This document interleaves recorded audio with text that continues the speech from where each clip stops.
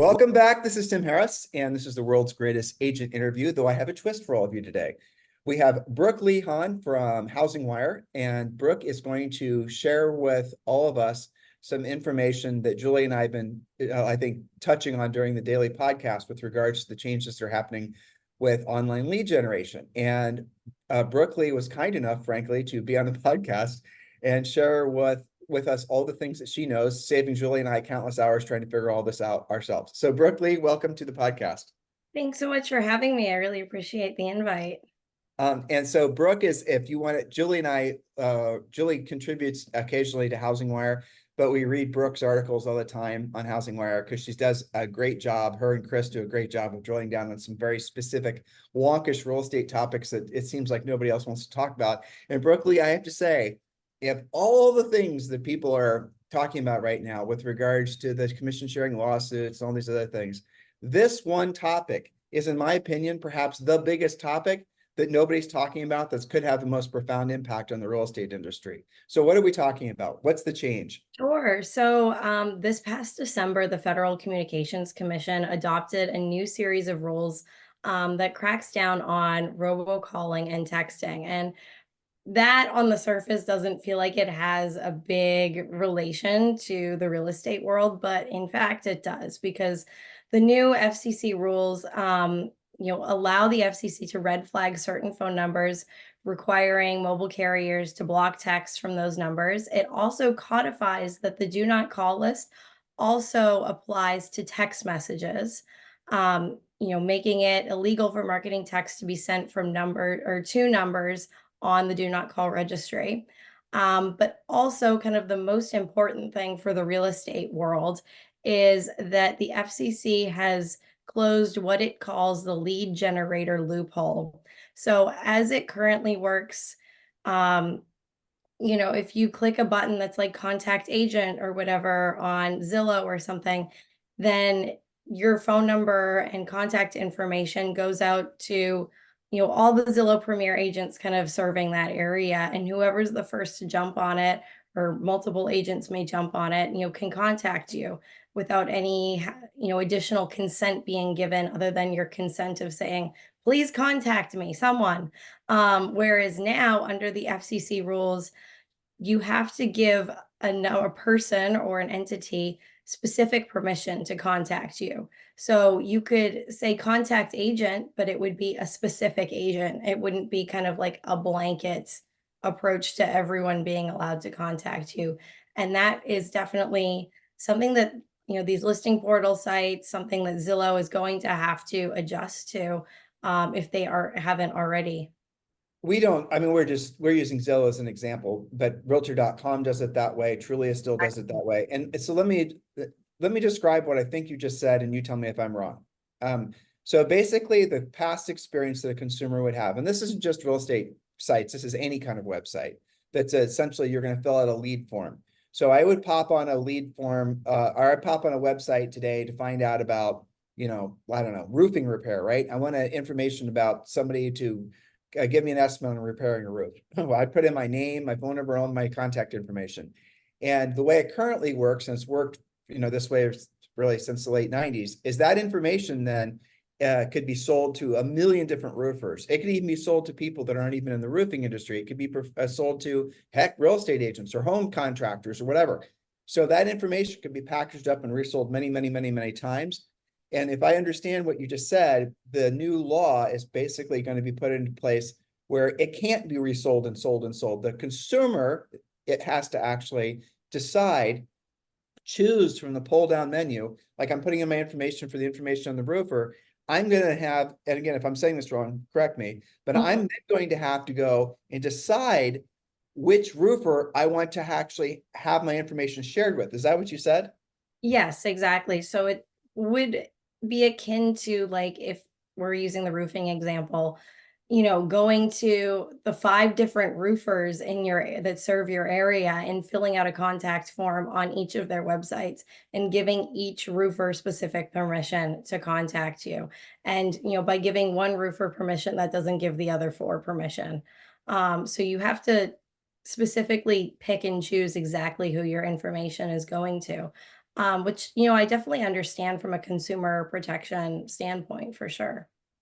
So you're saying visually, when a consumer lands on, we'll go back to Zillow because they're fun to pick on. So when a consumer lands on Zillow and they're then filling out information, wanting to know about this house, the experience is going to be, well, you filled out the information to find out about the house, and then someone's going to follow up with you. But the enhanced experience is going to be, you fill out the information to find out about the house. And then what happens, Brooklee, from what you're understanding, is it literally going to have another sub menu where you then have to actually choose which agents that you want to have your information shared with? Is that what you're saying you think is going to happen?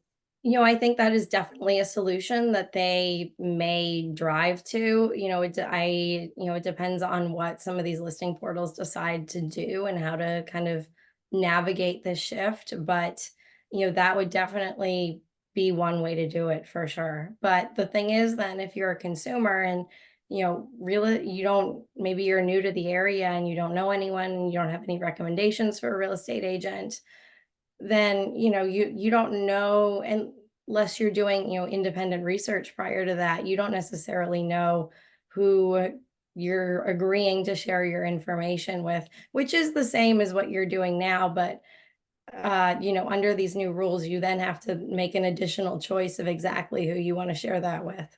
What do you think consumer behavior will be when faced with that choice? um Maybe there'll be an option where you can just say give permission to everyone. And I think a lot of consumers may choose that route. Others may, choose to do that extra legwork and do that extra research. But then again, I also know a lot of consumers, meet their real estate agent via recommendation from family member or friend, or, it's some type of connection. And so, I definitely know there are some agents and teams, especially that run really successful operations by purchasing leads from lead generators. But I also know a lot of agents and brokers and teams that don't feel that that is an effective way to build their business, and a very cost effective way of doing business as well. So we'll see how that goes. But I think, moving forward, maybe we'll see less teams or less um, agents kind of build their businesses off of lead generation sites, and having to do things more the old school way of farming or using their sphere of influence or social media as well. So, there may be a shift to more of that instead. I think you're right. That's the conclusion Julie and I came to as well. People are going to get back to having, real communication with folks. But so I wrote, this is important. I think that, and again, if I'm wrong about this, tell me I'm wrong. This change in the law does not pertain to an individual agent who's creating their own website for the sake of lead capture, and the leads are only going to them. It's only for the big portals where they're just selling the leads, basically, correct? Correct. Because if you're, it could be different for a brokerage, where like you're giving, permit right now, you'd give permission for any broker or any agent within that firm to contact you if we're doing like a small local independent, let's say, maybe any agent could contact you. But under these new rules, the way I would interpret it, you would have to give a specific agent within that brokerage permission to contact you. So if you're, an agent and you have your own website and you have a contact me tab, like, yeah, because you're the one directly contacting that person and they're the ones who gave you the permission. But if it's a brokerage website and someone's filling out a contact form, they're probably again going to have to say, I give permission to, agent X, agent Y, and agent Z to contact me, versus, all the agents at the firm. I'm trying to think if I were in that scenario, what my choice would be is to choose none of them and probably not give my information, honestly. If I were in a facing down having to choose from a bunch of randos that I don't know, I'm probably not going to choose any of them. I can't imagine that's not what's going to be. Then that's what you're guessing too.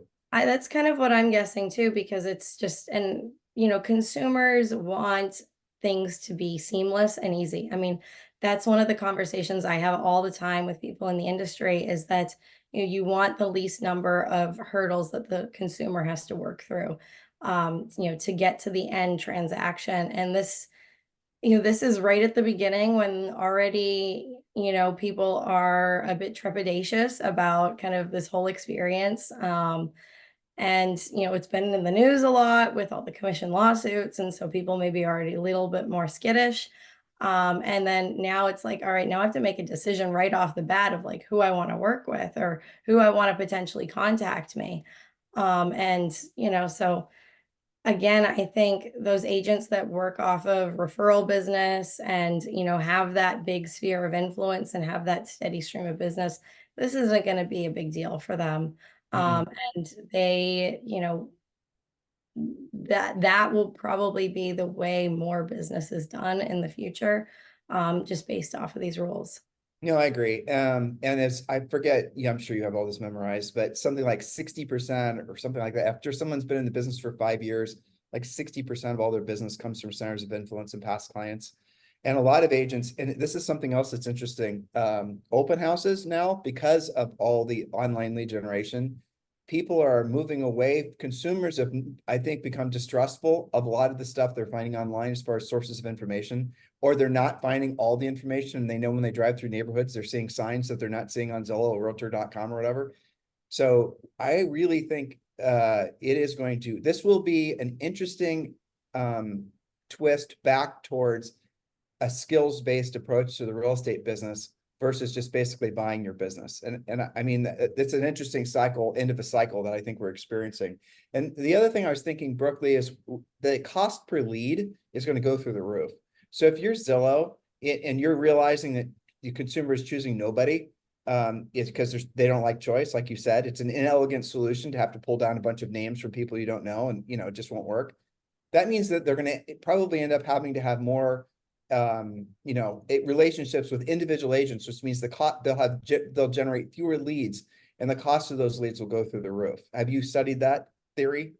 Not really, but one thing that is interesting is like historically, you know, agents could just sign up to be, a Zillow Premier agent, but in a lot of markets, Zillow is moving to its Flex program. I'm not sure if that's still what they're calling it.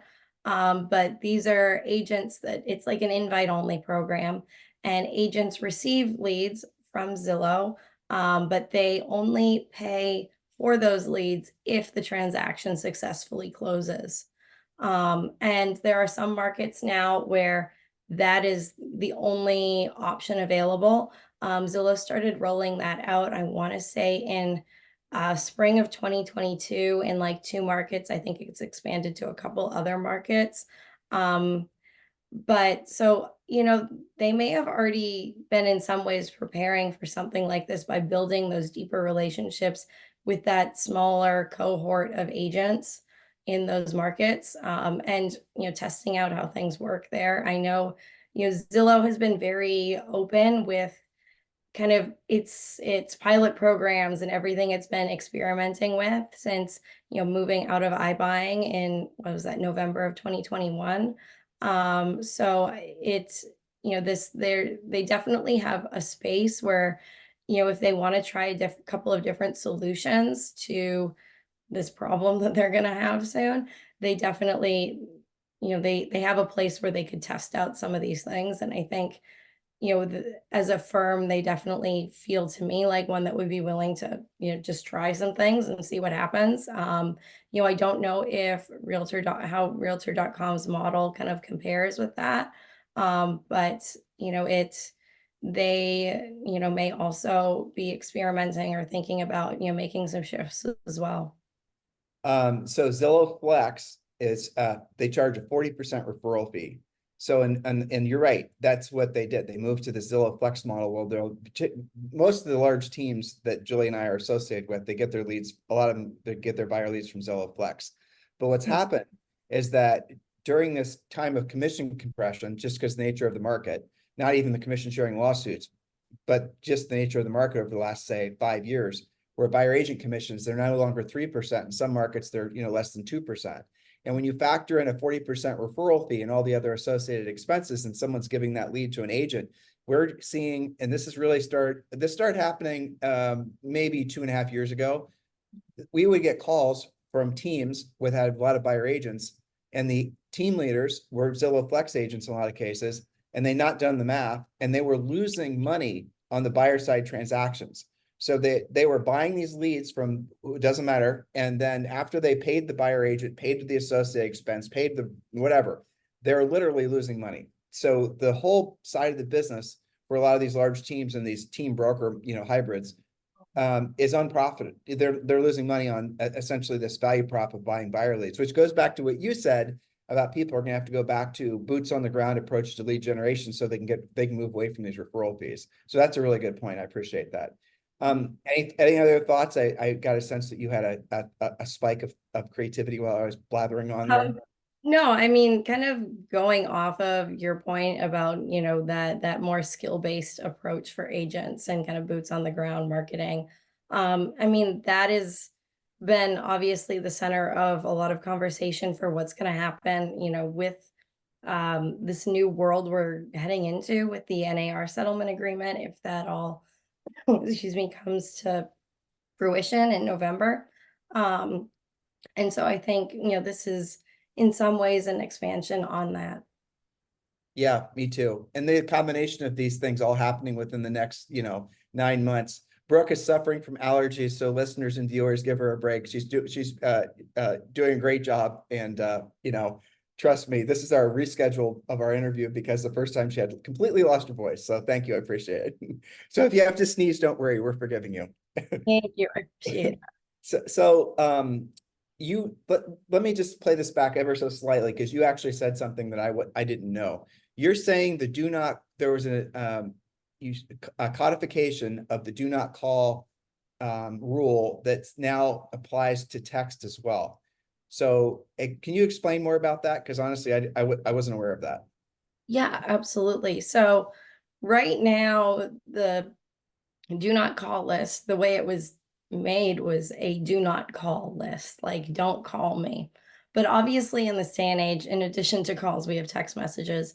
And it was kind of fuzzy gray area if you were on the do not call list, if you could then receive text messages instead of calls.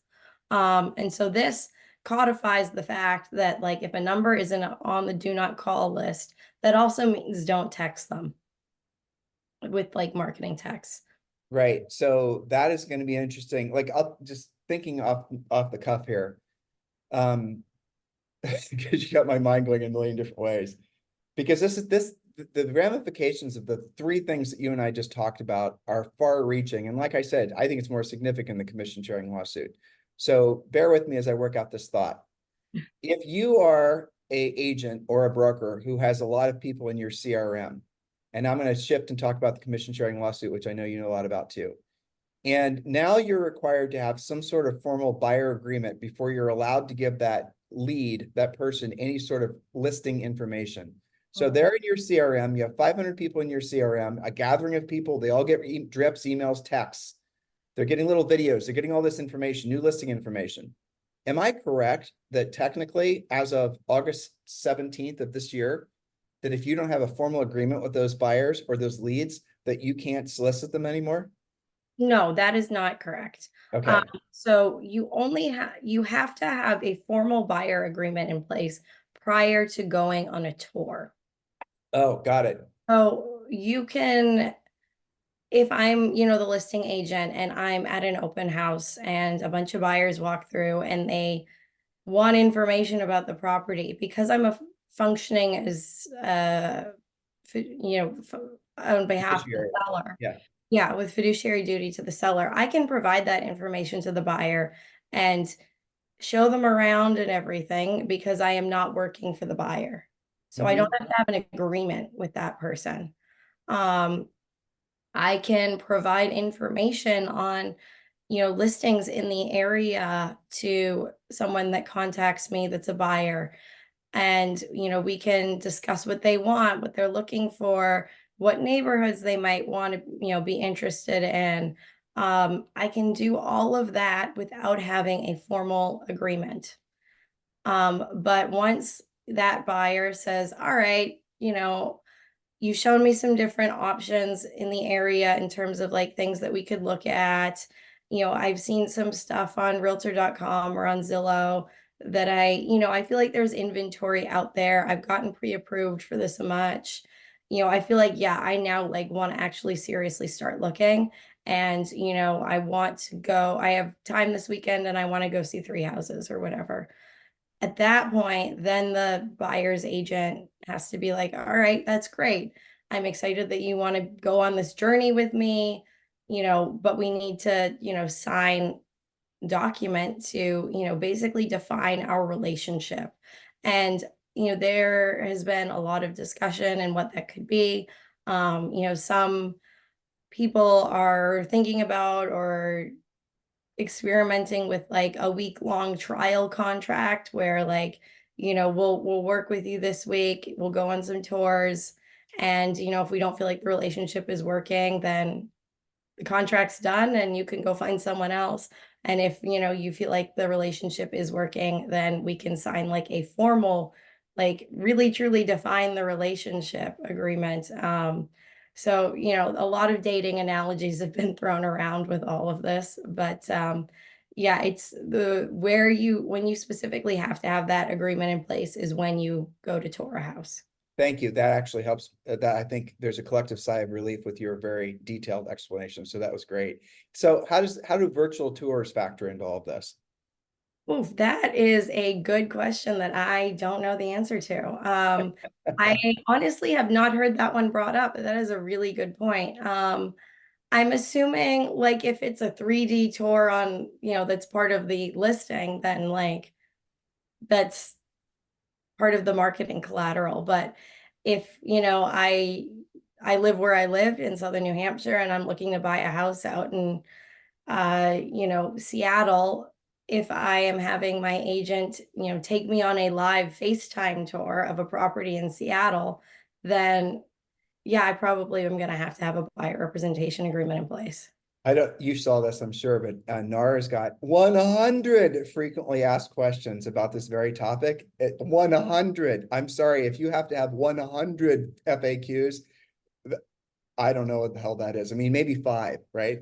So well, that was one of the questions. And Julie and I were talking about this on the podcast, and we're like trying to go, like what you were just trying to work it through in your brain. Like, how would this even work? I mean, it's so wackadoo, Well, I think everyone can agree is that when these rules are put in place, whether it's about the lead generation stuff or whatever, it's not the end of the conversation. There's going to be the start of the conversation, and there's going to be changes, and there's going to be, it's going to have these things.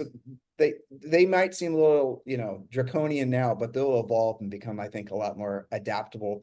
But it is fascinating. All these things were put in place to, be more consumer friendly, if you want to call it that, or protect the consumer. It just confuses the hell out of the consumer. It just does. It's so weird. It's very confusing. This process is already pretty confusing to begin with for a lot of consumers. But I think, there will be increased transparency, more conversations about, how agents are getting paid, exactly, what the agent is providing as services, to that home buyer or home seller. And I think that's, that'll be good because, you as a home buyer or seller, you have a better idea of what exactly you're expecting. And I think already, at least for me, if I was in that position, that would help like, smooth out and help deal with some of that anxiety because there are so many unknowns in the process, I think, for a lot of people, especially first time home buyers or even first time home sellers. And, knowing more about the process, I think will definitely help with that a little bit. I agree. And it is going to formalize so a lot of agents, when they get into the business, they choose to work with buyers because working with buyers is basically physical labor, and it doesn't require, agents hate it when I say this, but it's still true. Compared to working with sellers, it really doesn't require them much skill because they either like the house or they don't like the house. So as long as you don't make them car sick and don't get lost on the way to the showing, you're probably going to find a house for them. So not a lot of skill necessary by comparison to working with sellers. But now what's happened is it's going to shift so that you're going to have skills to work with the buyers to get them to want to work with you. And you were kind of alluding to it a second ago. You're going to have to express to them what your value proposition is. Why would they want to work with Brooklee? Why is it that she's really an expert in this particular area, knows all these different facets of it all? And if you can express that effectively, don't be surprised if you're not going to have agents or rather consumers that are going to want to work exclusively with you. You know, if Brooklee's sister, you know, is great at explaining it and great at basically convincing folks that she's the person to work with, then, you know, you're going to be, it's again, we're going back to what you and I were just talking about. It's leaning back into skills. It's fascinating.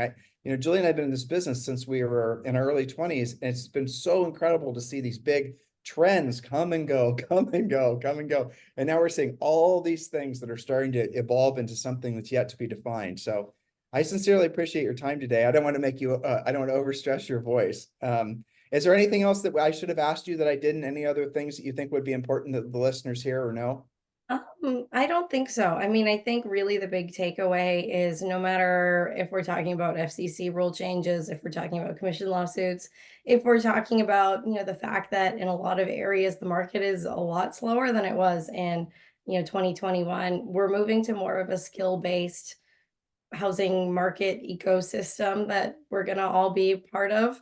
And so the agents that are going to thrive are the ones that really, have those skills. And it's not saying that agents who are newer or less experienced, can't develop those skills. They absolutely can, but building those skills and kind of, relying on them is definitely going to be incredibly important moving forward, no matter how you slice it. I think the newer agents, to your very valid point, are actually going to have an advantage, Brooklee, because they don't have to unlearn. They're not going to have to. A lot of people are going to be very resentful of having to change the way they've been doing business forever. They're not going to, oh, I don't want to do this for them. I'm not going to do. They're going to look for shortcuts. They're going to look for gray areas. Where you take a new agent that doesn't know any better and you plug them into something that's going to be, this is how it's done. This is what you say. This is how you do it. They're actually going to be the most adaptable. So, getting back to what this change is going to allow for, it could just be a whole new generation of people that start dominating the real estate industry because they're willing to evolve, kind of like what's going on with AI and all the rest of it. It's exciting to watch. Yeah. And for those of you listening or watching, don't wait to find out. Just take action now and implement all these things we're talking about. And if you build a business that's dependent on buying leads, I think we kind of talked about what might be happening in your future. So maybe lean back into learning how to be a proactive lead generator. Well, not maybe, definitely. And as far as, the commission sharing lawsuits and all that, that's good. I actually have a bonus question for you. Are you okay with that? Okay. Okay. This is totally out of left field, not about either of those two topics. All right. I'm not trying to make you nervous, but maybe a little bit. So what do you think this will do to the total number of members of the National Association of Realtors, these two changes alone? I honestly don't know if the FCC rule change will have that big of an impact, but overall, I definitely, we've already seen it with the market slowdown. We've seen compression in the number of agents. But then, the general conversation around kind of this shift to more of a skill-based market is those more casual agents will definitely filter out. As alluded to as well, there are a lot of agents that were already contemplating retirement that are just like, you know what? I was 2 years out from retiring anyway. I don't feel like dealing with all this drama. I'm just going to retire now. We might see we already are seeing, but we may see more of those people drop out as well.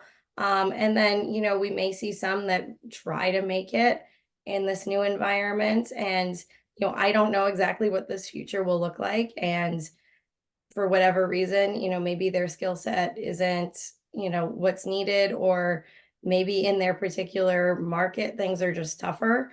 Because there are some markets right now that are really slow compared to others. And, these changes might just push out some of those agents that aren't quite, all the way up to the top tier. And then, but those younger, hungry agents that really want to make it, that's always been the case. The agents that really, really want it, that really want to be successful, are able to adapt and thrive no matter what changes are thrown their way, whether it's a market shift, whether it's, rule changes like these that are coming. Agents that have that mindset and have that grit and determination, I think will, continue to be successful. And, those will be the bulk of the membership that we'll see, remaining at NAR, or just in the number of agents in the industry in general. I agree with 100% of everything you just said. Makes perfect sense. And it really, there are so many people that are wanting to buy real estate and the numbers are just going to increase. It's just demographic trends, pure and simple. That's it. Mhm. And the lack of, versatility and adaptability of certain agents, that doesn't necessarily have to be predicated on their age, but let's be honest, it probably will be. They'll obsolete themselves because they're not willing to adapt and change. The same thing's going to happen with AI and all these other types of things, right? And that is going to create the demand for housing is only going to increase by an enormous amount. And the reluctance for agents to adapt to change, just like every other human, is, that's going to definitely be the end of some agents' career paths. But what's going to happen is it's going to open the door for an enormous new generation of agents. We keep saying younger, but Julie and I are seeing a lot of people that are retiring, military, retiring airline pilots, or certainly a lot of retiring teachers. You're going to see a whole new wave of people that are going to get into the business, which I think is going to be better for the industry on a whole, because they're going to come in and they're not going to have to unlearn what they, the bad habits they might have, and they're going to just step right in. And I think this is really what the system, the overall organized real estate industry really truly needs. It's kind of interesting how it's all happening at once, but Yes, it definitely is all happening at once, but I think, there is a great opportunity for a new influx of perspectives and ideas from people from all walks of life coming into the industry. And I think that's, really exciting. Obviously, as time goes on, we'll figure out what works and what doesn't. Yeah, I think there's going to be a lot of experimentation in the industry, and I think that's going to be fun to watch for sure. it is for sure. So Brooklee, I keep on saying Brooke, sorry. Brooklee, we really appreciate you doing such a great job reporting on all these articles. Like I said, on all these topics, like I said, you saved Julie and I countless hours of trying to figure all this out ourselves. So thank you for doing such a wonderful job. And thank you for HousingWire. HousingWire, Julie and I were just talking about that this morning. We hardly ever read anything else, real estate news, other than HousingWire, because you guys don't get mixed up in the drama. There's no drama. There's no blah, blah, blah, blah. It's just facts. It's about the industry reporting real numbers, people who are not trying to be, I just really appreciate the effort you guys are all putting forth. It's wonderful, honestly.